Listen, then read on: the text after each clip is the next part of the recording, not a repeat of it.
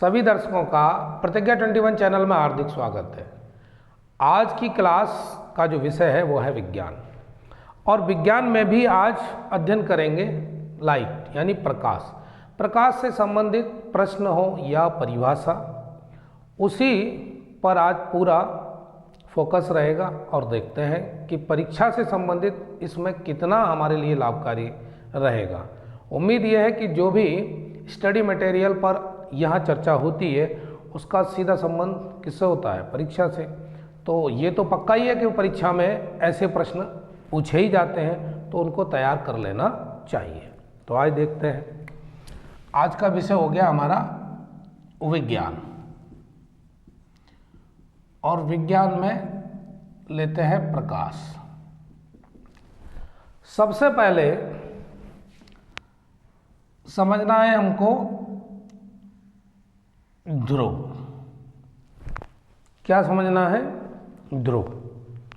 तो गोलीय दर्पण के अंतर्गत जब हम उससे जुड़े हुए प्रश्न हल करते हैं तो ये चीज़ जरूर समझ लेनी चाहिए कि भाई ध्रुव क्या है, फोकस दूरी क्या है ना, फोकस किसे कहते हैं। तो उसी पर पहले चर्चा करते हैं। ध्रुव गोलीय दर्पण के परावर्तक, गोलीय दर्पण के परावर्तक तल के मध्य बिंदु, किसके? गोलीय दर्पण के परावर्तक तल के मध्य बिंदु को दर्पण का ध्रुव कहते हैं। पहले हमें यह समझना है, इसे P से प्रदर्शित करते हैं। अब यहां पर हमने एक दर्पण लिया और एक ये लाइन खींच दी, और ये जो लाइन खींची गई है ये कहलाती है मुख्य अक्ष। क्या कहलाती है? मुख्य अक्ष। इसको कहेंगे भाई मुख्य अक्ष। और ये जो बिंदु है यहां पर, इसको कहेंगे P, यानी गोलीय दर्पण के परावर्तक तल के मध्य बिंदु, यानी ये मध्य बिंदु है, को दर्पण का ध्रुव कहते हैं। तो यहां तक हमने समझा कि भाई ध्रुव क्या है, एक बात समझ ली हमने। अब दूसरा समझो। दूसरा है वक्रता केंद्र। ये क्या होता है? तो यहां ये समझना है गोलीय दर्पण जिस खोखले गोले का भाग होता है, क्या होता है? भाग होता है, इससे केंद्र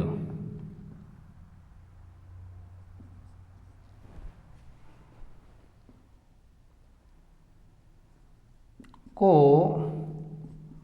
दर्पण का वक्रता केंद्र कहते हैं। अब इसको ढंग से समझो।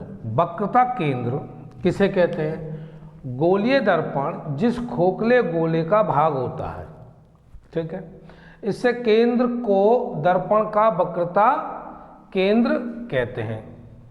तो यहां इससे की जगह अगर यहां कर दो इसके केंद्र को, तो इसके केंद्र को दर्पण का वक्रता केंद्र कहते हैं, और इसको C से प्रदर्शित करते हैं।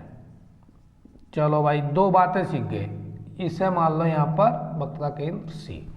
गोलीय दर्पण जिस खोखले गोले का भाग होता है, इसके केंद्र को दर्पण का वक्रता केंद्र कहते हैं, उसे C से प्रदर्शित करते हैं। अब यहाँ पर हमने दो बातें समझी। कि ध्रुव क्या है, वक्रता केंद्र क्या है।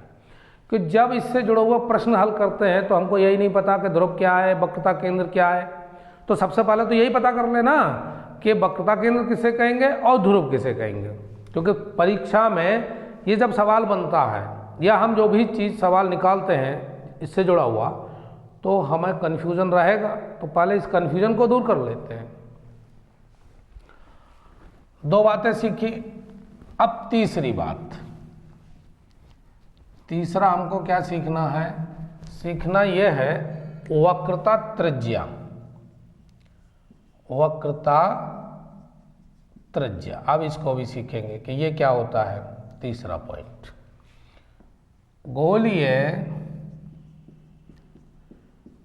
गोलीय दर्पण जिस खोखले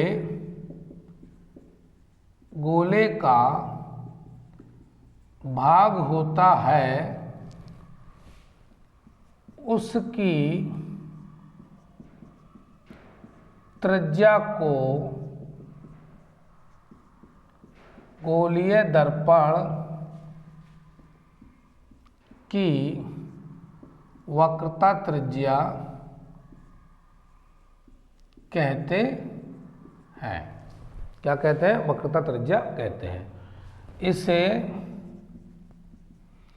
स्मॉल आर या कैपिटल आर से प्रदर्शित करते हैं।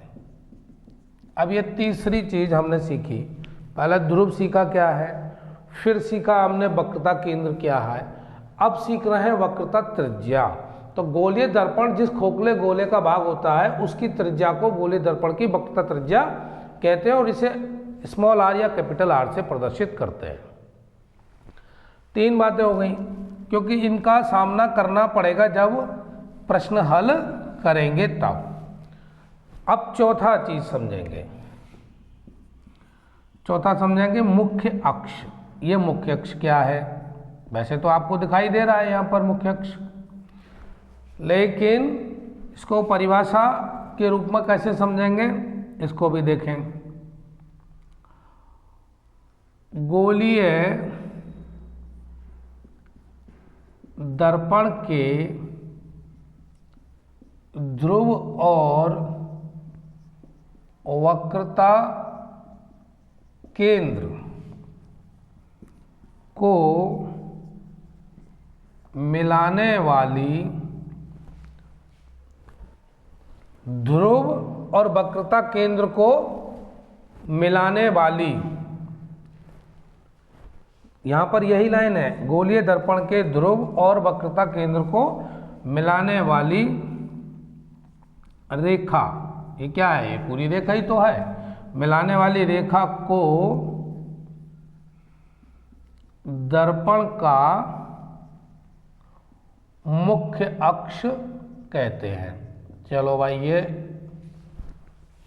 तो अब तक हमने कितनी बात सीख ली? 4। ध्रुव सीखा, वक्रता केंद्र किसे कहते हैं यह भी पता किया, फिर वक्रता त्रिज्या और मुख्य अक्ष। अगला क्या सीखना है हमको, यह भी देखेंगे।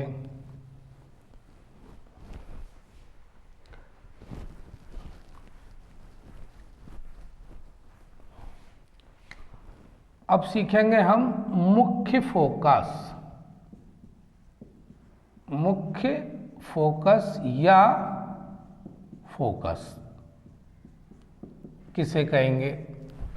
तो पहले तो इसकी परिभाषा ही देख लें कि किसे कहेंगे, फिर इसको चित्र के माध्यम से सीख लें।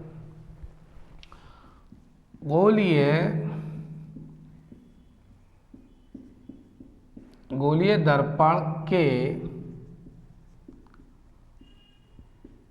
मुख्य अक्ष के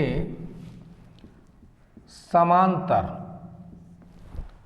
मुख्य अक्ष के समांतर आपतित किरणें दर्पण से परावर्तन के पश्चात मुख्य अक्ष पर स्थित जिस बिंदु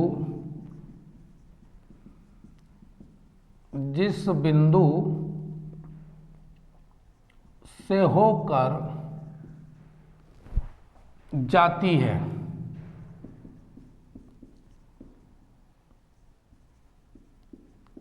अवतल दर्पण, अथवा जिस बिंदु से अपसारित होती हुई प्रतीत होती है उत्तल दर्पण, उस बिंदु को दर्पण का मुख्य फोकस कहते हैं। क्या है ये? पूरी की पूरी परिभाषा।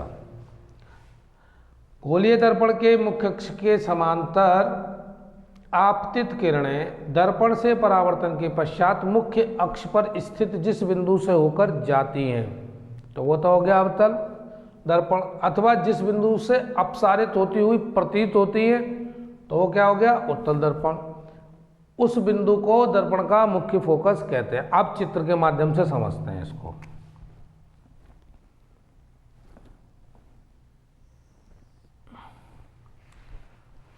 इसको थोड़ा सा बड़ा बना लीजिए और यहाँ से एक मुख्य अक्ष खींच दीजिए। ठीक, अब क्या करेंगे हम, इसको दर्पण बना देते हैं। यहाँ पर क्या बन गया आपका? ये पी ध्रुव हो ही गया। अब ये मुख्य अक्ष है, समांतर, ये लिखा है ना, मुख्य अक्ष के समांतर आपतित किरणें दर्पण से परावर्तन के पश्चात, तो ये किरण आ रही है।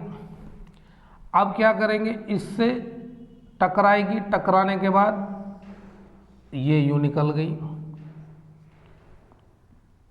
कि परावर्तन के बाद तो ये टकरा के वापस इस दिशा में आ गई। दूसरी किरण ये गई और इसको टकराने के बाद ये यूं निकल गई। ठीक है ना? अभी समझ रहे हैं आप? तो कह रहा है कि किरणें दर्पण से परावर्तन के पश्चात मुख्य अक्ष पर स्थित जिस बिंदु से होकर गुजरती हैं। अब लो, यह बिंदु हो गया, इसी को कहेंगे एफ। इसको प्रदर्शित किससे करेंगे? एफ से फोकस। इसको कहेंगे भाई मुख्य फोकस। आपकी ये बात समझ में आ गई होगी, ऐसा मुझे उम्मीद है। ये मुख्य अक्ष है, ये ध्रुव हो गया, वक्रता केंद्र हो गया, मुख्य अक्ष हो गया, और जिससे ये टकरा के जा रही हैं, जिस बिंदु पर ये मिल रही हैं रेखाएं, इधर से टकरा के वापस ये परावर्तन के पश्चात, और ये समांतर रेखा परावर्तन के पश्चात यहाँ से गई, तो जिस बिंदु पर मिल रही है क्या कहलाएगा? फोकस या मुख्य फोकस। तो अब तक हम कितनी बातें सीख गए? 5 बातें तो सीखी गए। अब बात करेंगे छठी, और छठी बात क्या है इसकी, जिससे हमारा पाला पढ़ना ही पढ़ना है, वो फोकस दूरी। अगला है फोकस दूरी। इसको भी समझो। गोलीय दर्पण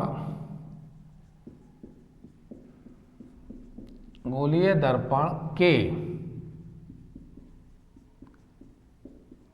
ध्रुव से, गोलीय दर्पण के ध्रुव से मतलब यहां से, ध्रुव से फोकस की दूरी को दर्पण की फोकस दूरी कहते हैं। अब ध्रुव और ये फोकस, अब इन दोनों के बीच की दूरी को ही फोकस दूरी कहेंगे, यहां से यहां तक। ये आपको समझ में आ गई होगी। तो यह भी आपको क्लियर हुआ कि फोकस दूरी किसे कहते हैं, फोकस किसे कहते हैं, ध्रुव किसे कहते हैं, वक्रता केंद्र क्या है, वक्रता त्रिज्या क्या है, यहां तक आप समझे। अब मेरे साथ अगला समझना है आपको, इसी से जुड़ा हुआ प्रश्न। वो क्या है? पहले तो एक सूत्र समझेंगे। फोकस दूरी बराबर वक्रता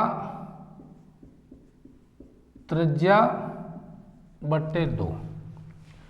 यानी अगर फोकस दूरी निकालनी है तो वक्रता त्रिज्या का आधा कर दीजिए, तो वो फोकस दूरी हो गई किसी भी गोलीय दर्पण की। इसको ऐसा भी लिख सकते हो, F = R/2।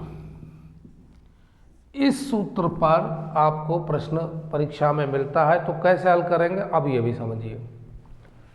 क्वेश्चन ये है, एक अवतल दर्पण की वक्रता त्रिज्या, एक अवतल दर्पण की वक्रता त्रिज्या 0.4 मीटर है। इस अवतल दर्पण की फोकस दूरी ज्ञात कीजिए। अब इस प्रश्न में दिया क्या है हमारे सामने? केवल दो चीजें, क्योंकि संबंध इसी का है, एक तो फोकस दूरी और दूसरा वक्रता त्रिज्या। अब कोई एक देगा इनमें से तभी तो एक पूछेगा। तो यहां पर इसने वक्रता त्रिज्या दिया है ये, तो वक्रता त्रिज्या बराबर 0.4 मीटर और फोकस दूरी पूछी है, तो फोकस दूरी यही सूत्र है, F = R/2। अब ये वैल्यू है 0.4, इसमें 2 से डिवाइड करना है, तो क्या आ गया 0.2 मीटर। ये आंसर हो गया, ये फोकस दूरी निकल गई। तो आसान सवाल है, 1 नंबर का ऑब्जेक्टिव प्रश्न के अंतर्गत ये पूछा जाएगा, तो आप आसानी से कर देंगे। अब एक प्रश्न और लेते हैं इसी से जुड़ा हुआ, तो और बिल्कुल क्लियर हो जाएगा कि इन दो चीज़ों में से अगर कोई एक दिया है, चाहे R दिया हो चाहे F दिया हो, एक देगा दूसरा पूछेगा, तो कोई बहुत बड़ी बात तो है नहीं। अब क्वेश्चन है, उत्तल दर्पण की फोकस दूरी 25 सेंटीमीटर है। इसकी वक्रता त्रिज्या ज्ञात कीजिए, वक्रता त्रिज्या ज्ञात कीजिए। अब यह प्रश्न है, अब यहाँ पर क्या दिया है, F दिया हुआ है, फोकस दूरी 25 सेंटीमीटर और R आपसे पूछा है, तो सूत्र यही तो है, F = R/2। F की जगह 25 लिखेंगे, R तो R ही रहेगा क्योंकि ये निकालना है 2। अगला R = कितना, 25 × 2, तो 50 सेंटीमीटर। ये आंसर हो गया, 25 दूनी 50। अब यहाँ इससे जुड़ा हुआ, यानी इस सूत्र से जुड़ा हुआ प्रश्न कोई भी पूछा जाएगा और इस तरीके से, तो आप उसको निकाल देंगे, ऐसा अब पक्का भरोसा हो गया है, क्योंकि ये बहुत ही आसान है और आप निकाल ही लेंगे। अब चलते हैं, इसी चैप्टर से जुड़ा हुआ अगला टॉपिक लेते हैं, और वो टॉपिक है अवतल दर्पण है, ठीक है, उस पर प्रतिबिंब किन किन दशाओं में और किस किस कंडीशन में कहाँ कहाँ बनेगा, ये समझना है। अब ये समझने के लिए आपको जुड़ना पड़ेगा भाई, जरा देखिए, ध्यान से देखिएगा। हमारा टॉपिक है अवतल दर्पण से प्रतिबिंब का बनना, और उसमें भी हमने पहला लिया है दर्पण तथा फोकस, दर्पण तथा फोकस के बीच स्थित वस्तु का प्रतिबिंब। अब आप गौर से समझें, दर्पण और फोकस के बीच में रख दिया है क्या, कोई वस्तु। तो पूछा यह जा रहा है कि भाई प्रतिबिंब कहाँ पर बनना है। अब इसका जो किरण आरेख है वो कैसे सीखेंगे। पहले बना लेते हैं भाई, एक दर्पण बना लेते हैं। ये दर्पण बन गया और ये मुख्य अक्ष, ठीक है। और यहां पर ये ध्रुव हो गया, कोई दिक्कत नहीं है। इसके बाद यहां पर मान लेते हैं इसका फोकस, ये F। तो कह ये रहा है कि दर्पण और फोकस के बीच वस्तु, तो वस्तु तो यही होनी चाहिए। तो हमने यहां पर एक वस्तु रख दी, A मान लिया और B मान लिया, कोई वस्तु। अब यहां से जब वस्तु की प्रकाश की किरण जो है वो जाएगी तो टकराएगी दर्पण से, और टकराने के बाद ये लौट के आएगी।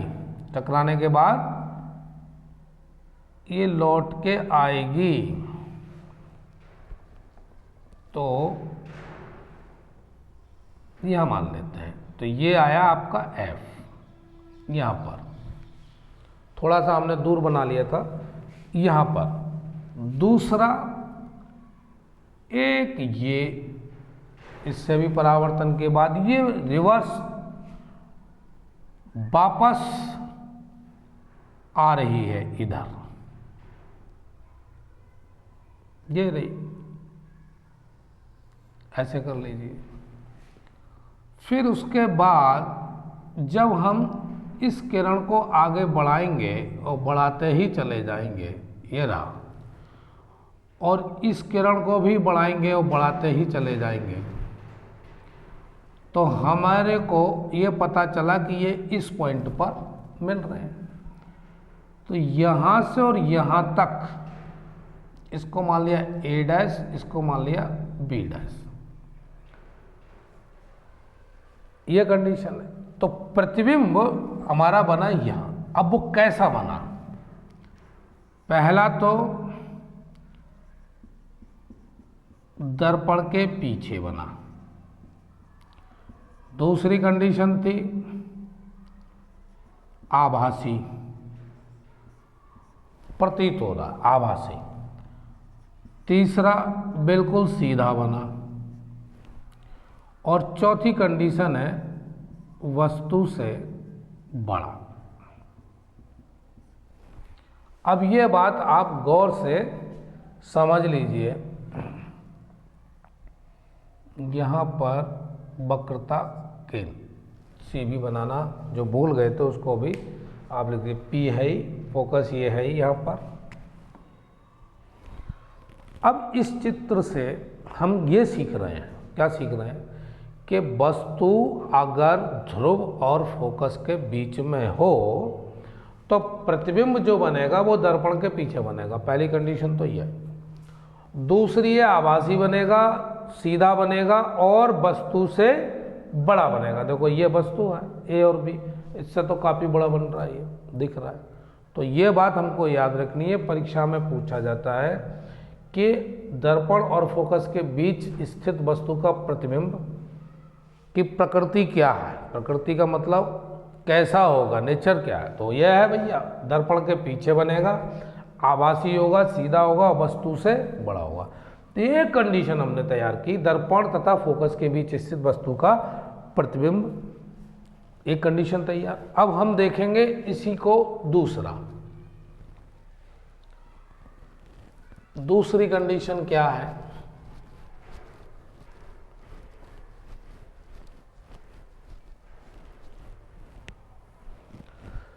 दूसरी लेते हैं बी, दर्पण के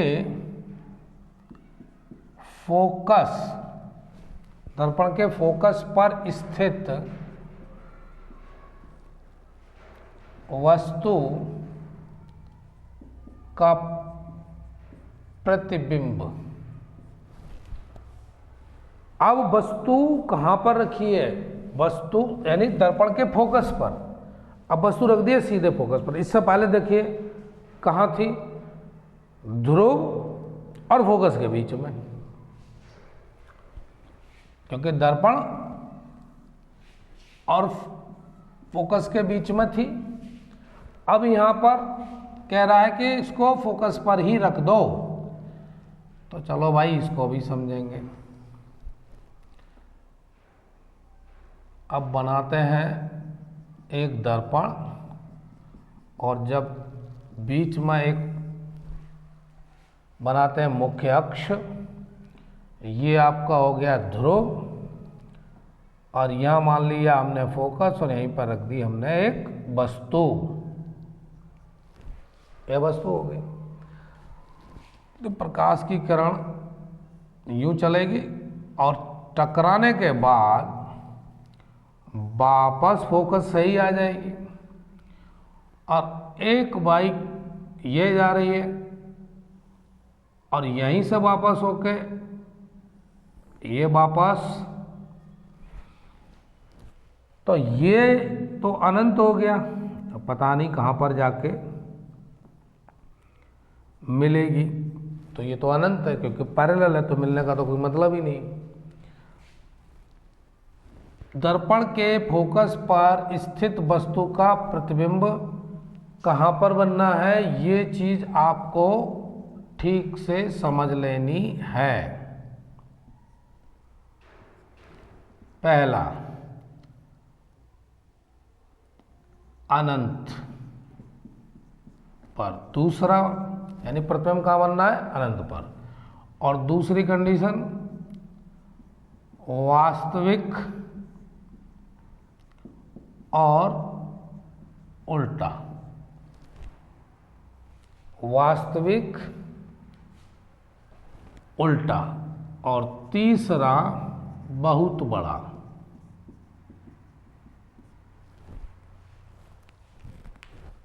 अगर दर्पण के फोकस पर वस्तु रखी है तो प्रतिबिंब जो बनेगा वो अनंत पर बनेगा, वास्तविक बनेगा, उल्टा बनेगा, और भाई बहुत बड़ा बनेगा।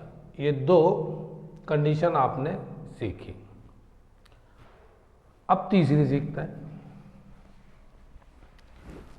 तीसरा, क्योंकि ये भी तो आता है आपकी परीक्षा में, एक नंबर का तो यही पूछेंगे। तीसरी कंडीशन है दर्पण के फोकस और वक्रता केंद्र के बीच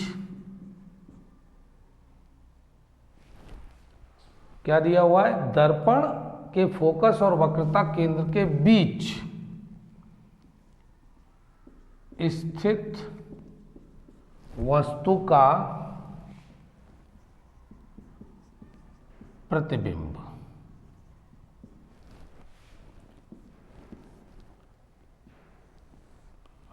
यह भी बना लेते हैं दर्पण। चर्चा चल रही है केवल अवतल दर्पण को लेकर, अभी उत्तल की तो बात ही नहीं। तो यहां तक आप पहुंचे हैं, ये तो हो गया ध्रुव, और यहाँ मान लीजिए आप F, और यहाँ मान लीजिए आप C। इतनी कंडीशन हो, क्योंकि दर्पण के फोकस और वक्रता केंद्र के बीच ही तो करना है। अब वस्तु तो यहाँ होनी चाहिए, फिर वस्तु ये होगी, ये मान लेते हैं A और यह मान लेते हैं B।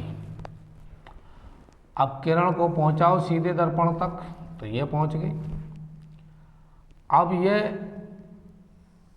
वापस जब आएगी परावर्तन के पश्चात, तो कहाँ से आएगी?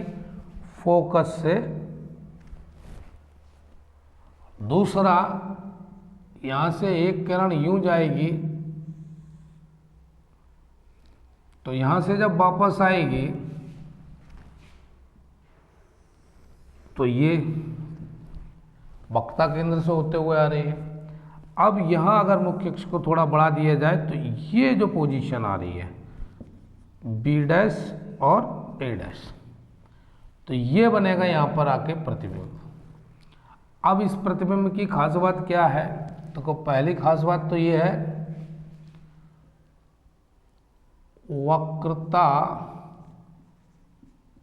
केंद्र और अनंत के बीच,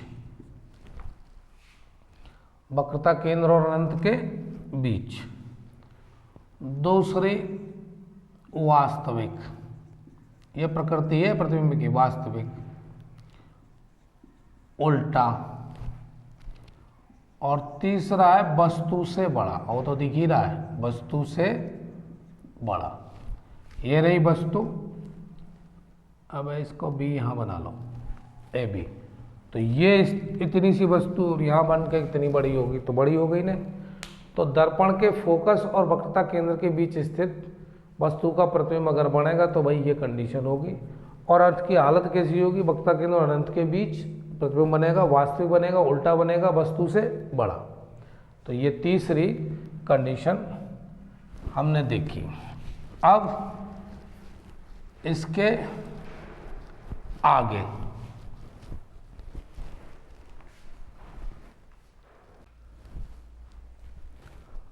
देखते हैं।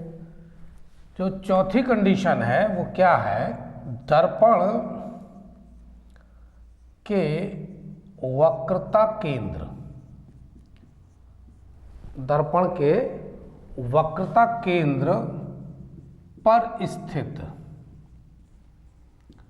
वस्तु का प्रतिबिंब। ठीक है जी। अब ये कहां पर बनेगा, कैसा बनेगा, इसको भी समझें। ये हमने बनाया दर्पण, और बात अवतल दर्पण की। ये P ध्रुव हो गया, यहां पर मुख्य अक्ष ये है ही, और यहां पर फोकस मान लिया, और यहां पर मान लिया हमने वक्रता केंद्र C। अब वस्तु कहाँ है? दर्पण के वक्रता केंद्र पर। चलिए वस्तु रख देते हैं यहां पर A, B। अब यहां से सीधी एक किरण गई, और टकराने के बाद वापस सीधी फोकस से होते हुए निकल गई। दूसरी, इसको थोड़ा आगे, यहां से फोकस से गई ये किरण, और टकराने के बाद ये जब लौटेगी तो कुछ इस कंडीशन में, तो यहां पर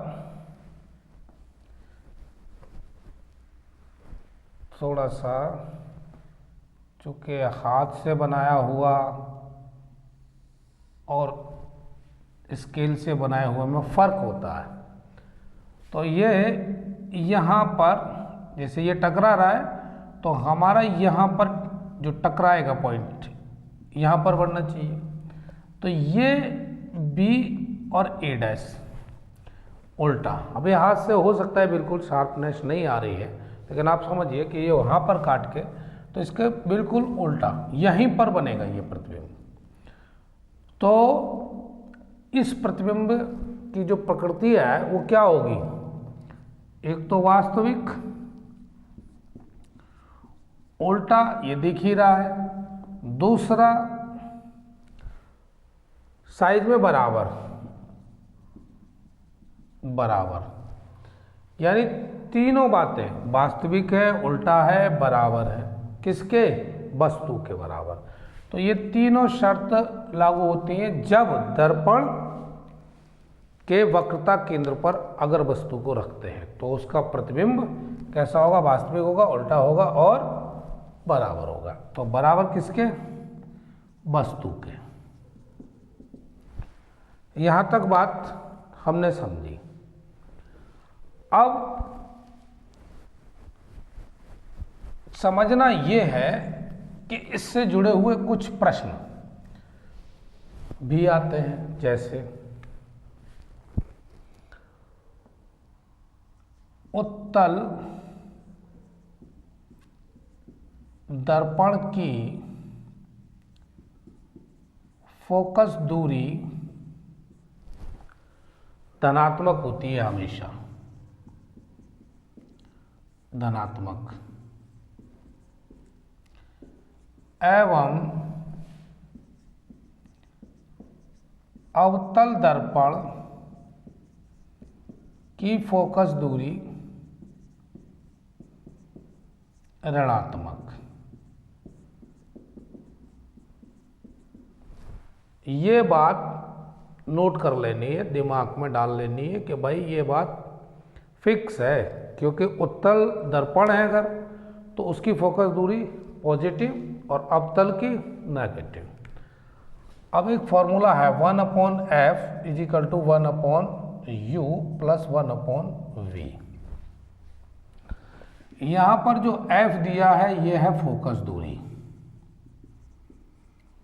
u है वस्तु की दूरी और जो v है यह प्रतिबिंब। अब इससे जुड़ा हुआ एक सवाल समझते हैं। सवाल यह है, अवतल दर्पण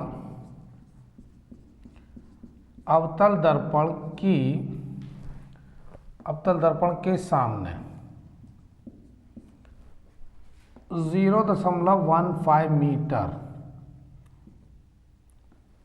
मीटर दूर रखी वस्तु का वास्तविक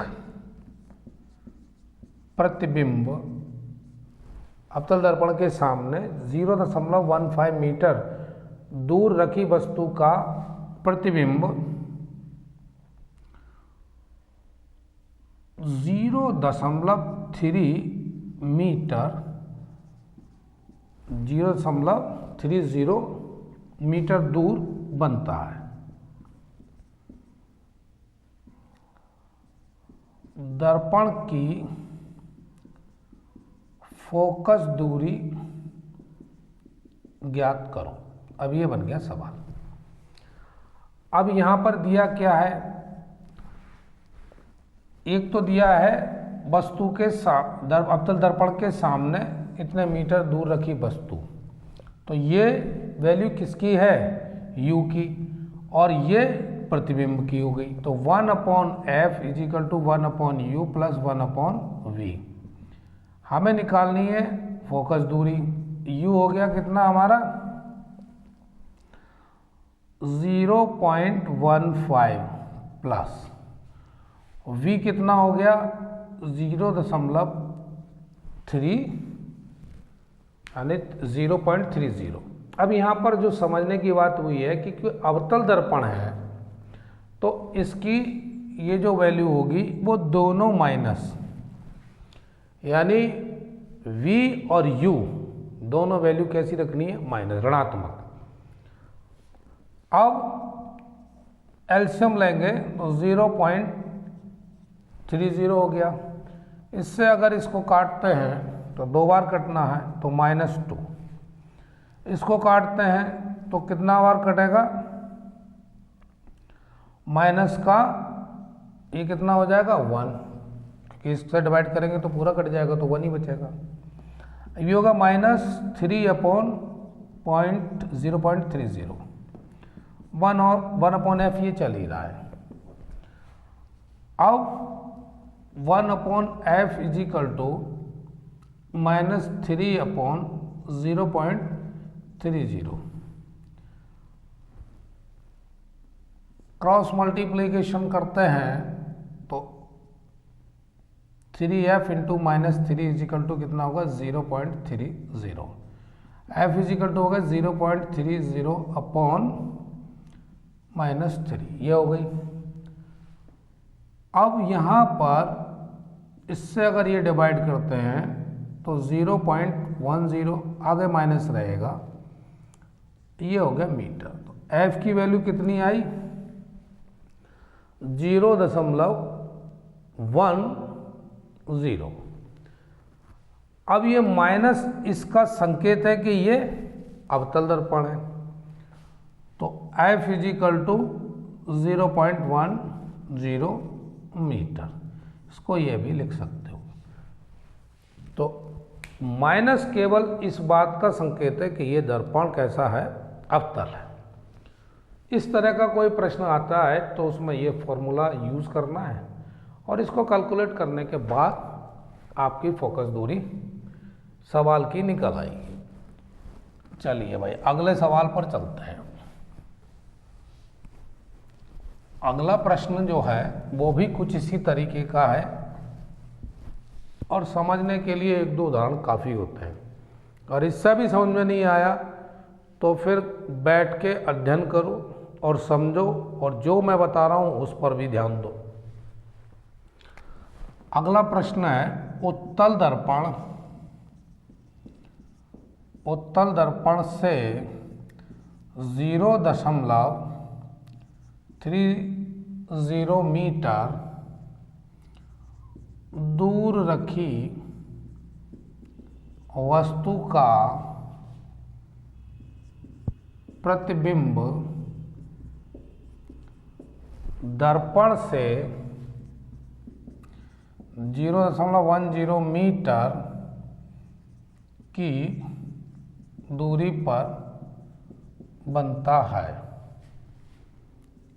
उत्तल दर्पण की फोकस दूरी ज्ञात करो। यहाँ पर भी क्या पूछा गया है, फोकस दूरी। तो आप देख रहे हैं सवाल में u है -3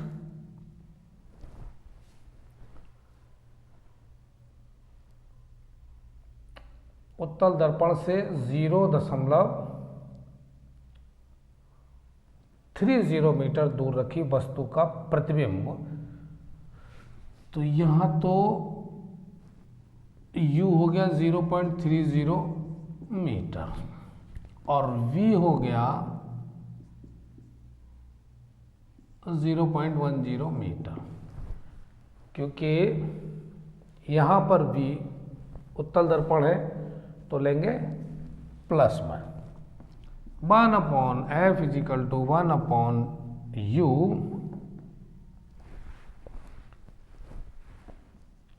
प्लस 1/v। u की जगह रखेंगे -1/-0.30 प्लस 1/, और ये जो v है वो 0.10। एल्शियम ले लिया, कितना आया 0.30। इससे ये कटेगा तो यहाँ क्या आना है, माइनस का 1 आना है, क्योंकि ये वैल्यू माइनस में है, प्लस ये आना है 3। तो बचेगा 2/0.30। 1/f, ये भी 1/f और ये भी 1/f। इससे काटे तो कितना आएगा 1/0.15। 1/f is equal to 1/0.15। अब क्रॉस मल्टीप्लीकेशन करेंगे तो क्या आएगा f इज इक्वल टू 0.15। अब यहाँ कहीं भी माइनस का साइन दिखाई नहीं दे रहा, ऋण का साइन है ही नहीं। और मैंने बताया था कि अभी उत्तल दर्पण की फोकस दूरी हमेशा धनात्मक और अवतल की ऋणात्मक। तो ये आपका हो गया आंसर, कितना 0.15 मीटर। यह प्रश्न, और इसको हल करेंगे इसी सूत्र से, इसको सॉल्व करेंगे, फोकस दूरी ये निकल गई। चलिए भाई, 2 उदाहरण हो गए, एक उदाहरण और देखते हैं। तो अगर थोड़ी बहुत कमी रह गई होगी तो वो इस उदाहरण से पूरी हो जाएगी। 50 सेंटीमीटर फोकस दूरी वाले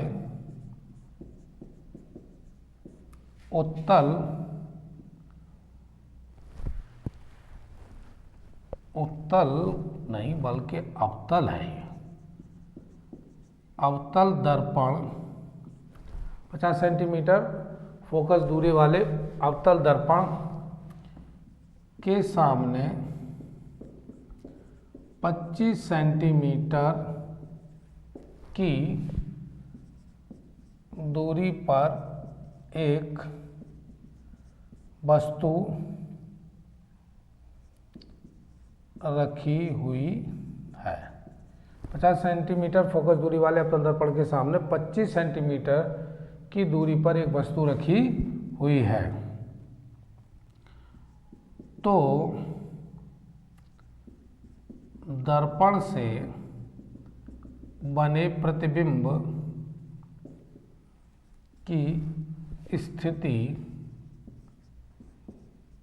ज्ञात कीजिए। अब स्थिति क्या ज्ञात करनी है भाई? यही पता करना है कि कितनी दूर है, डिस्टेंस ही तो निकालनी है। और वो फॉर्मूला हमारे पास वही है, ये फॉर्मूला है 1/f is equal to 1/u plus 1/v। यहाँ पर चूंकि दर्पण कैसा है, अवतल, और 50 सेंटीमीटर फोकस दूरी है तो -50 हो गया ही, माइनस रखना पड़ेगा। दूसरा u दिया है कितना 25 तो -25 ये, और v हमसे पूछा ही इसलिए। अब v को यहीं रहने दो, इसको इधर ले आते हैं तो ये प्लस का हो जाएगा। अब इसमें एलसीएम लेंगे तो 50 ही हो जाएगा, तो -1 और ये 2 हो जाएगा, 25 दूनी 50। अब क्या हुआ 1/50 ये हो गया 1/v, क्रॉस मल्टीप्लीकेशन करते हैं तो v बराबर कितना हो गया 50 सेंटीमीटर। अब चूंकि ये प्रतिबिंब दर्पण के पीछे 50 सेंटीमीटर दूर बनेगा। अब भाई ऐसा क्यों? क्योंकि ये v जो है वो धनात्मक है। कैसी है? धनात्मक, यानी v जो आया है वो प्लस में है, इसलिए क्या होगा, प्रतिबिंब दर्पण के पीछे 50 सेंटीमीटर दूर बनेगा। और 3 प्रश्न देखे, और इन 3 प्रश्नों से कम इतना तो समझ में आया ही है कि u और v अगर दिया हो तो f निकालते कैसे हैं, इस फॉर्मूले की मदद से। और बाकी बचता है आपके कैलकुलेशन की क्षमता पर। आप अपनी क्षमता का प्रयोग करिए कि आपने कितना गणित में सीखा है कैलकुलेशन करना, वो इस माध्यम से आप निकालिए। तो इस सूत्र को जैसे ही अप्लाई करेंगे और सारी चीज़ें रख देंगे, चाहे u हो चाहे v हो, तो आपका आंसर निकल आएगा। तो भाई आज की क्लास में इतना ही छोड़ते हैं, फिर कल इसी टॉपिक को आगे बढ़ाएंगे। ठीक है, तो आज की क्लास यहीं छोड़ देते हैं, मिलते हैं फिर। तब तक के लिए आप यूं ही जुड़े रहिए और वीडियो देखने के लिए दिल से धन्यवाद।